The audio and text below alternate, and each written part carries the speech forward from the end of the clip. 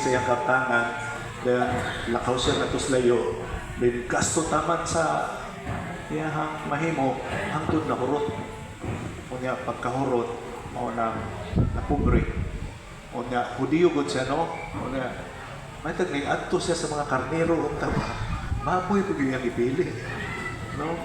Kana nagpasabot nga, naagad siya sa pinakaubos kayo na humiliation ba? Kana grabe kayo na pagka-ubos na yun sa iya ang kainatan. Ginoo na ay ingon ani nga kuan, na ingon ani nga tigumanan, di ba? Tanawa. Bago kayo, nagtiguman, no? Praise the Lord. So ang atong masulti gyud ani tanan, salamat kayo Ginoo. No, nga gigamit niya ang mga kaigsuonan diri sa panabo. Aron makabaton sila og tigumanan nga sama ni ani. So kita igo lang itang magpasalamat diya sa Ginoo. So we are those people, but we do not have that realization most of the time. No? We thought nga nangata diha sa iglesia nagpabilin, pero actually we are away from the Lord. No? Because we do not spend time with the Lord. Mo bitaw lang nga this house is the house of the Lord. No? Nagkanigingon diha sa First Chronicles, Second Chronicles somewhere. Ako, din kayo ko katimaan. Ingon ang Ginoo nga, unsa ba klasiha sa balay ang inyong tukuro nako? Ang langit akong lingkuranan, kanya ang yuta ang akong tumbanan. Makabuhat ka tag balay nga inana.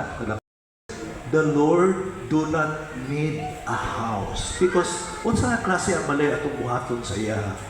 Imagine ka, the heaven is strong and yuta iyang tubanan.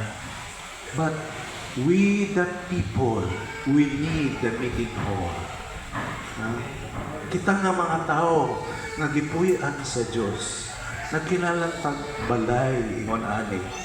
Now in the Old Testament, kung atong basahon, kung ngano nga nabuhat silang temple, labing menos, ingon si Solomon dito, si King Solomon, ingon siya, di ba si King Solomon, anak ni David. Kung imong tanawon in 1 Chronicles chapter 29, si David nag-prepare sa material 16. Makita nimo diha nga grabe ang pagpasalamat ni David ngadto sa Diyos, no? Because everybody, they cooperated and they willingly offer, no, sa material nga gamiton para sa pagtukod sa balay sa Diyos.